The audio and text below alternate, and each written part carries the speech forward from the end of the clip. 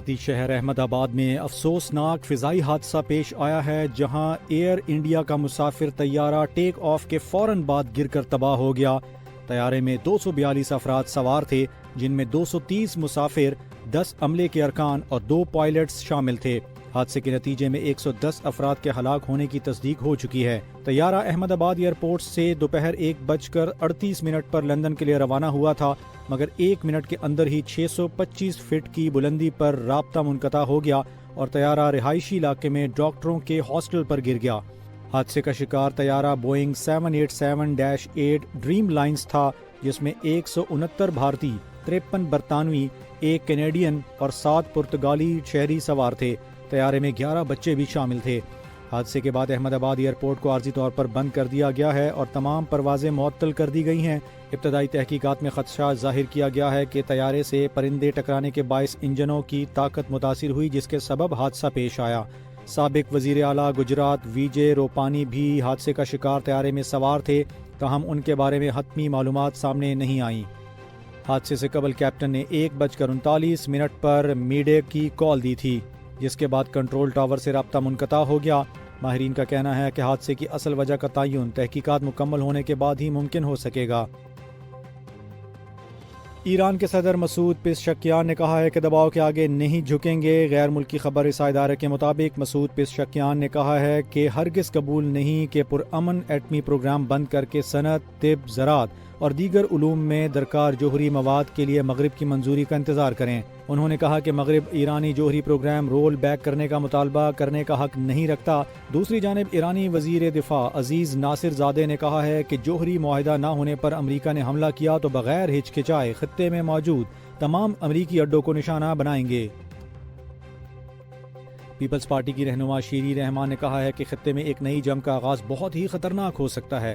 دوسری جنگ عظیم کے بعد اس وقت دنیا میں کئی چھوٹی بڑی جنگیں چل رہی ہیں۔ شیری رحمان نے اپنے بیان میں کہا کہ جنگوں کے اثرات صرف ایک ملک تک نہیں بلکہ اس سے دنیا کے تمام ممالک متاثر ہوتے ہیں۔ بالخصوص جنگوں کے دوران ترقی پذیر ممالک کے اہداف بری طرح متاثر ہوتے ہیں۔ شیری رحمان کا کہنا ہے کہ دنیا مزید کسی جنگ کی متحمل نہیں ہو سکتی۔ اثر رسوخ رکھنے والے ممالک کو چاہیے کہ دنیا میں قیام امن کے لیے ہر ممکن کوشش کی جائے۔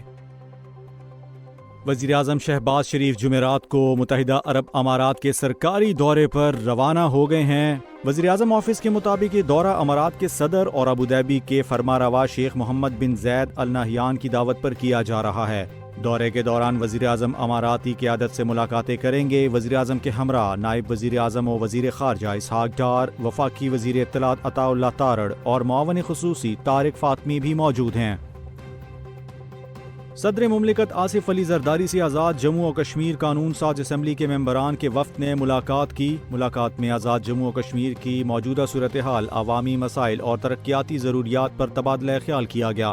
وفد نے صدر مملکت کو خطے کے مسائل اور سہولیات کی فراہمی سے متعلق آگاہ کیا۔ صدر مملکت نے آزاد کشمیر کی ترقی، خوشحالی اور عوام کی فلاح و بہبود پر خصوصی توجہ دینے کی ضرورت پر زور دیا۔ واشنگٹن سے موصولہ اطلاعات کے مطابق امریکی میڈیا نے انکشاف کیا ہے کہ اسرائیل کسی بھی وقت ایران پر حملہ کر سکتا ہے اور اس حوالے سے امریکہ کو پیشگی اطلاع دے دی گئی ہے۔ اسرائیل نے واضح کیا ہے کہ وہ ایران کے اندر ایک بڑے آپریشن کے لیے مکمل تیار ہے۔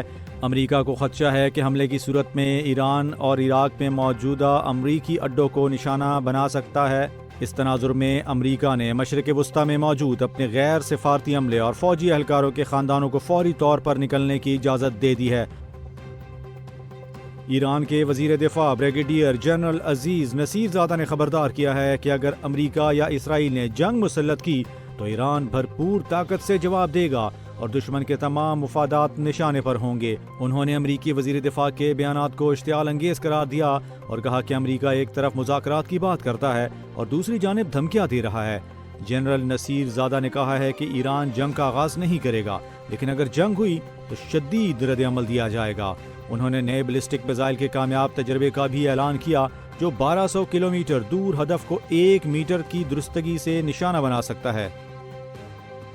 وفاقی حکومت نے بجٹ 2025-26 میں تعلیمی طبقے کو بڑا ریلیف دے دیا۔ مستقل اساتذہ اور محققین کے لیے 25% ٹیکس ریبیٹ دوبارہ بحال کر دی گئی ہے۔ یہ رعایت نہ صرف موجودہ مالی سال بلکہ پچھلے 2 ٹیکس سال یعنی 2023 اور 24 میں بھی مؤثر ہوگی۔ ماہرین تعلیم نے اس فیصلے کو خوشائن اور تعلیم دوست اقدام قرار دیا۔ ان کے مطابق اساتذہ اور محققین کو درپیش ٹیکس بوجھ میں کمی سے تحقیقی سرگرمیوں کو فروغ ملے گا اور علمی ترقی کی راہ ہموار ہوگی۔ FBR کے سینئر آفیسر نے اسے ایک تاریخی پیش رفت قرار دیا ہے، خاص طور پر ان افراد کے لیے جو عرصے سے پالیسی سازوں تک اپنی آواز پہنچانے کی کوشش کر رہے تھے۔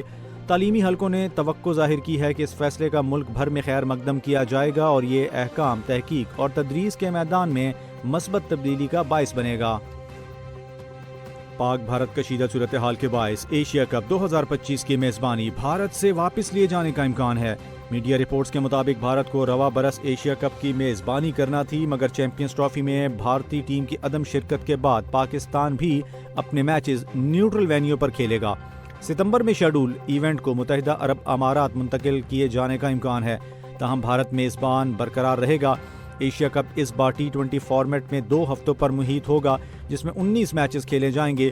توقع ہے کہ ایشین کرکٹ کونسل جلد ٹورنامنٹ کے مستقبل سے متعلق اعلان کرے گی۔ علاوہ ازیں پاکستان افغانستان UAE کے درمیان 6 ملکی سیریز پر بھی بات چیت جاری ہے۔